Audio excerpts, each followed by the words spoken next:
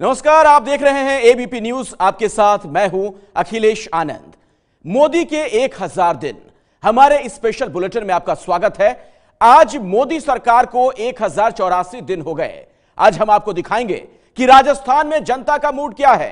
क्या 2014 में नरेंद्र मोदी के चेहरे की बदौलत जो क्लीन स्वीप हुआ था वो 2019 के लोकसभा चुनाव में होगा, या फिर मोदी मैजिक कमजोर पड़ा है? राजस्थान की जनता 2019 में किसे चुनने वाली है? क्या राजस्थान में अभी भी 2014 वाली मोदी लहर बरकरार है? क्या राजस्थान में 2019 के लोकसभा चुनाव में भी मोदी जी के नाम पर वोट मिलेंगे? क्या बचे हुए 2 साल में मोदी अपना मैजिक राजस्थान में बरकरार रख पाएंगे? ये सवाल इसलिए जरूरी है क्योंकि पीएम मोदी के 1000 दिन हो चुके हैं। अब सिर्फ 2 साल का वक्त बचा है और ये 2 साल पीएम मोदी बड़ी कसौटी पर कसे जाने वाले हैं। हालांकि बीजेपी का दावा है कि 2019 में भी वही होने जा रहा है जो 2014 में हुआ था। 2019 में पुनः 25 की 25 सीटों पर राजस्थान से एमपी जीतकर मोदी जी की सरकार केंद्र में बनाएंगे। राजस्थान पहला राज्य होगा जहां सारी लोकसभा, सारी विधानसभा और सारे अपने ये राज्यसभा की सीटें भी बीजेपी की सीटें होगी। ग्राम पंचायत से लेकर और देश के पंचायत तक सभी जगह भारतीय जनता पार्टी का माहौल राजस्थान बन रहा है। बीजेपी के दावा करने के पीछे हाल ही में कई राज्यों में हुए चुनावों में मिली जीत हो सकती है। हम राजस्थान के लोगों से पूछेंगे कि पिछले 3 साल के मोदी राज में क्या अच्छा हुआ और क्या बुरा हुआ। हम ये जानने की कोशिश करेंगे कि क्या राजस्थान की जनता 2019 में भी मोदी जी को देखना चाहती है। लेकिन उससे पहले आपको राजस्थान में उनके सामने आने वाली कुछ चुनौतियों के बारे में बता देते हैं। नरेंद्र मोदी के सामने सबसे बड़ी चुनौती एंटी इनकम्बेंसी से निपटने की होगी। मुख्यमंत्री वसुंधरा राजे के कामकाज पर जनता ज्यादा खुश नजर नहीं आती। राजस्थान में एक बार बीजेपी और एक बार कांग्रेस की परंपरा को क्या मोदी तोड़ पाएंगे? राजस्थान में ये जो परंपराएं रही हैं कि एक बार बीजेपी एक बार कांग्रेस, इस बार ये इतिहास मुझे नहीं लगता दोहराया जाएगा अगर मोदी राजस्थान में बीजेपी का चेहरा बनते हैं तो। वैसे देखा जाए तो राजस्थान में बीच में मोदी लहर कुछ कमजोर जरूर पड़ी थी। 2014 लोकसभा चुनाव में मिली बम्पर जीत के बाद सितंबर में ही हुए उपचुनाव में बीजेपी को तगड़ा झटका लगा था। 4 सीटों पर हुए उपचुनाव में 3 सीटों पर कांग्रेस की जीत हुई थी। ऐसा लगा मानो मोदी लहर में दम नहीं रहा, लेकिन यह बात जल्दी ही गलत साबित हो गई। दिसंबर 2014 में 6 नगर निगमों के चुनाव हुए। बीजेपी को इन सभी में भारी जीत मिली। अगस्त 2015 में अजमेर नगर निगम चुनाव में भी बीजेपी की जीत हुई। जनवरी 2016 में हुए पंचायती राज संस्थाओं के चुनाव में भी बीजेपी को बम्पर जीत मिली। इस साल अप्रैल में हुए धौलपुर विधानसभा सीट के उपचुनाव में भी बीजेपी जीत गई। लेकिन विपक्ष में बैठी कांग्रेस को न तो राज्य की और न ही केंद्र की बीजेपी सरकार की कोई उपलब्धि दिखती है। हमने आपको इतना भारी बहुमत दिया तो आपने उसके बदले में हमें क्या दिया? इसलिए अब वो ज्यादा एक्टिव होकर के असेंबली के अंदर बाहर जो कुछ भी हो रहा है वो एक प्रकार से जनता को भ्रमित करने का काम हो रहा है। अब सवाल यह है कि बीजेपी को राजस्थान में इतनी जीत कैसे मिली? कांग्रेस विपक्ष में है, इसलिए ऐसे आरोप लगाना उसका काम है। कांग्रेस की राजस्थान में स्थिति और उसके भीतर मचे सत्ता के संघर्ष के बारे में भी आपको बताएंगे। लेकिन उससे पहले एक्सपर्ट्स की नजर से देख लेते हैं कि बीजेपी को राजस्थान के पंचायती चुनाव में जहां कांग्रेस मजबूत हुआ करती थी वहां क्यों फायदा मिला। उज्ज्वला योजना को जो लोग भूल गए हैं कि जो गैस कनेक्शन जो गांव तक पहुंचाए गए हैं उसका एक बहुत बड़ा कारण था कि पंचायत स्तर पर बीजेपी के उम्मीदवार जीते। तो ये उज्ज्वला योजना का भी बहुत बड़ा फायदा बीजेपी को राजस्थान में भी मिल रहा है। अब सवाल यह है कि 2019 में जो लोकसभा के चुनाव होने हैं उसमें क्या होगा? क्या कांग्रेस राजस्थान की परंपरा को कायम रखते हुए एक बार फिर वापसी करेगी, या फिर बीजेपी इस परंपरा को तोड़कर नई परंपरा कायम करेगी जो उसने गुजरात, मध्य प्रदेश और छत्तीसगढ़ में कायम की हुई है? जयपुर से मनीष शर्मा की रिपोर्ट।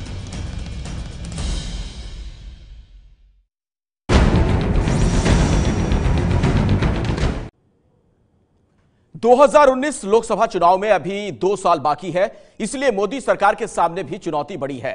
राजस्थान की वसुंधरा सरकार के कामकाज का असर भी 2019 पर पड़ेगा, लेकिन इन सब के बीच क्या कांग्रेस अपने आप को दोबारा खड़ा कर पाएगी? क्योंकि राजस्थान में तो उसका पतन हो चुका है। हालांकि परंपरा तो कहती है कि अगला नंबर कांग्रेस का ही आना चाहिए, लेकिन यह भी सच है कि पिछले कुछ साल से मोदी ने सारी परंपराएं तोड़ी भी हैं। राजस्थान पर वसुंधरा राजे का शासन है। 2013 में बीजेपी की राजस्थान में वापसी हुई थी। अगले ही साल लोकसभा चुनाव थे। वसुंधरा और मोदी के बीच कुछ मतभेद की खबरें भी आई, लेकिन जनता को नरेंद्र मोदी की छवि पसंद आई। विधानसभा के बाद लोकसभा में भी बीजेपी को जीत मिली, लेकिन इसी साल एक ऐसा मौका आया जब लगा कि राजस्थान अपनी परंपरा के मुताबिक चल रहा है। ये मौका था सितंबर साल 2014 का। 4 विधायकों के सांसद बन जाने की वजह से राजस्थान में कुल 4 विधानसभा सीटें खाली हुई थी और सितंबर 2014 में इन विधानसभा सीटों पर उपचुनाव हुआ था। कांग्रेस उम्मीदवारों ने वेर, सूरजगढ़ और नासिराबाद विधानसभा सीटों पर जीत का परचम लहरा दिया, जबकि बीजेपी के संदीप शर्मा कोटा दक्षिण विधानसभा सीट पर विजयी घोषित किए गए। यानी कांग्रेस के लिए ये वक्त जश्न मनाने का था, क्योंकि विधानसभा में हार और लोकसभा में बेहद बुरी हार के बाद उपचुनाव की ये जीत संजीवनी का काम कर सकती थी। कांग्रेस के लिए वक्त इस संजीवनी का फायदा उठाने का था, लेकिन ऐसा हुआ नहीं। उपचुनाव के नतीजे उनके लिए आखिरी मौका बनकर रह गए। ये पहला और आखिरी मौका था जब मोदी सरकार के बाद राजस्थान में कांग्रेस के लिए कुछ हासिल हो पाया था। इसके बाद राजस्थान में जितने भी चुनाव हुए उनमें कांग्रेस हमेशा फिसड्डी ही रही। अब सवाल ये है कि ऐसा हुआ क्यों, और क्या यही 2019 के चुनाव में भी होने वाला है? क्योंकि राजस्थान में कोई तीसरी पार्टी है नहीं। यहाँ हमेशा से ही मुकाबला कांग्रेस और बीजेपी के बीच होता रहा। कायदे से परंपरा के मुताबिक अब कांग्रेस का पलड़ा भारी होना चाहिए, लेकिन जानकारों के मुताबिक पार्टी में सत्ता संघर्ष ने उसे बेहद कमजोर कर दिया है। अगर हम कांग्रेस का अस्तित्व राजस्थान में देखें तो गहलोत और सचिन पायलट की लड़ाई, सत्ता संघर्ष ने इसके पूरे मायने बदल दिए हैं। मतलब बीजेपी के सामने दूर दूर तक कोई कांग्रेस का बड़ा नेता नहीं है, कोई चुनौती देने वाला नहीं है। सचिन पायलट और अशोक गहलोत के बीच की जंग यहाँ जग जाहिर है। वसुंधरा से पहले गहलोत ही राजस्थान के मुख्यमंत्री थे। मोदी लहर के सामने लोकसभा चुनाव में वो टिक नहीं पाए, लेकिन अगले साल होने वाले विधानसभा चुनाव और फिर 2019 के लोकसभा चुनाव के लिए उन्होंने कमर कस ली। तो हमने कभी नहीं कहा कि बीजेपी मुक्त लोकतंत्र चलाएंगे, बीजेपी मुक्त भारत लाएंगे, कभी हमने नहीं कहा। तो आज ये जिस प्रकार की बातें केंद्र में और राज्य में हो रही है, ये बहुत खतरनाक बातें हैं, खतरनाक बातें हैं। और मैं तो कह सकता हूँ आपको कि ये खतरनाक खेल देश हित में नहीं है। आपसी लड़ाई और मोदी की लहर की वापसी के बीच कांग्रेस की राह बेहद मुश्किल लग रही है। कांग्रेस और बीजेपी के दावे तो आपने देख लिए, लेकिन राजस्थान की जनता के मन में क्या है? 2019 के चुनाव में वो किसे चुनने वाले हैं? इसकी राय आपको दिखाएंगे बस थोड़ी ही देर में। जयपुर से मनीष शर्मा की रिपोर्ट।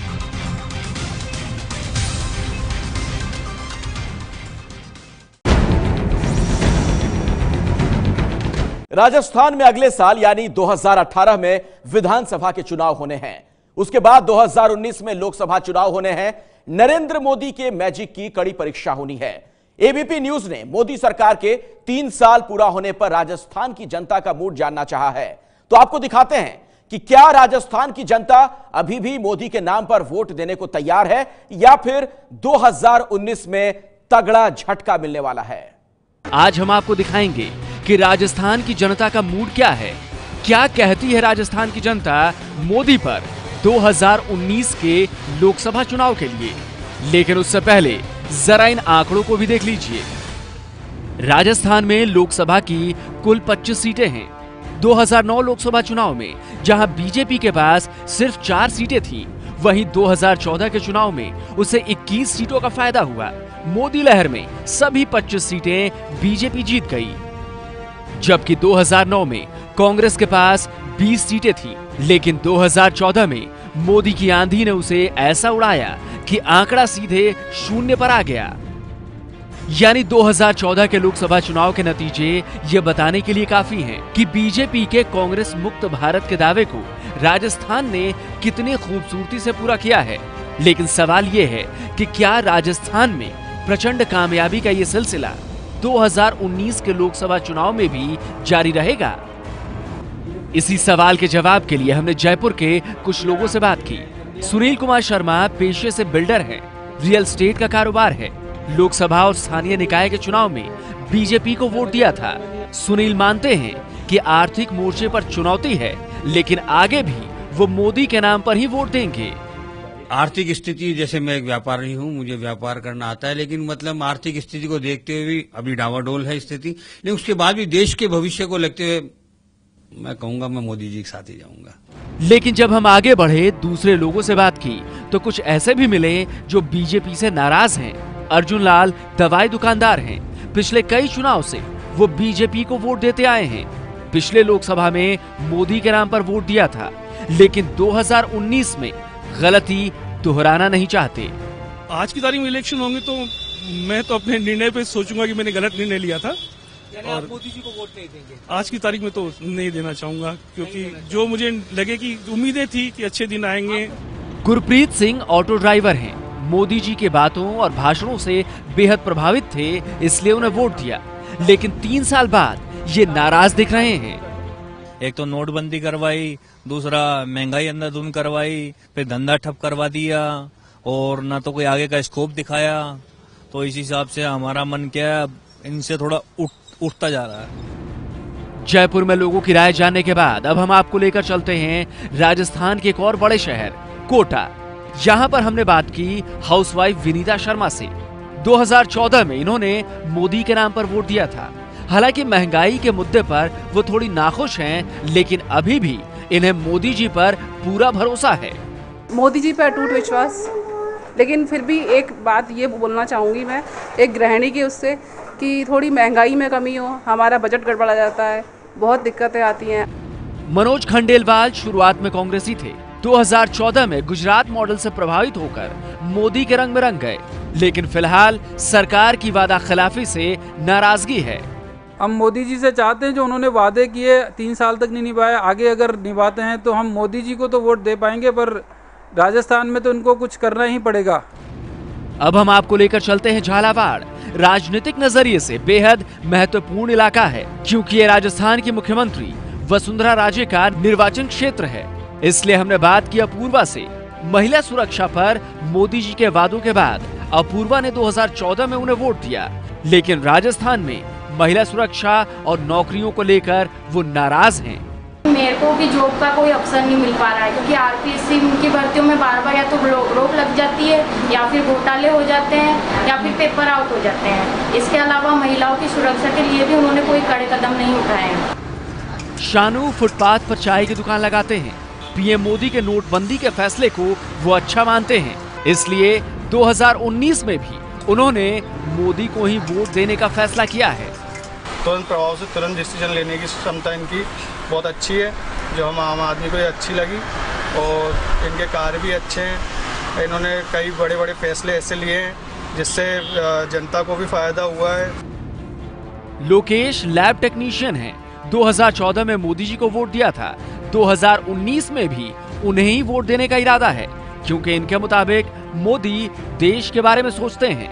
मोदी जी की जो विचारधारा है हमारे यूथ और हमारा जो आने वाला युग है, युवा पीढ़ी है, उनसे मिलती जुलती है, और जो सोच रहे हैं और जो कर रहे हैं वो आने वाली पीढ़ी के लिए बहुत अच्छा कर रहे हैं। राजस्थान में लोगों से बातचीत में हमने पाया कि लोग राज्य सरकार के कामकाज से बहुत ज्यादा खुश नहीं हैं। हम आपको बता दें कि 2014 में बीजेपी को राजस्थान में करीब 55% वोट मिले थे। 2009 के मुकाबले इसमें करीब 8% का इजाफा हुआ था, जबकि कांग्रेस को करीब 30% वोट मिले। 2009 के मुकाबले कांग्रेस को करीब 17% वोट का नुकसान हुआ। यानी राजस्थान की आधी से भी ज्यादा जनता ने मोदी पर अपना भरोसा दिखाया। अब 2019 तक ये भरोसा कायम रह पाएगा कहना मुश्किल है, क्योंकि राजस्थान में लोगों की मिली जुली प्रतिक्रिया देखने को मिली। लोगों को मोदी सरकार का कामकाज पसंद आ रहा है, लेकिन राज्य सरकार से वो नाराजगी भी दिखा रही है। लोगों का कहना है कि अभी 2 साल का वक्त मोदी जी के पास है। हो सकता है कि आम आदमी के अच्छे दिन आ जाएं। संवाददाता मनीष शर्मा की रिपोर्ट।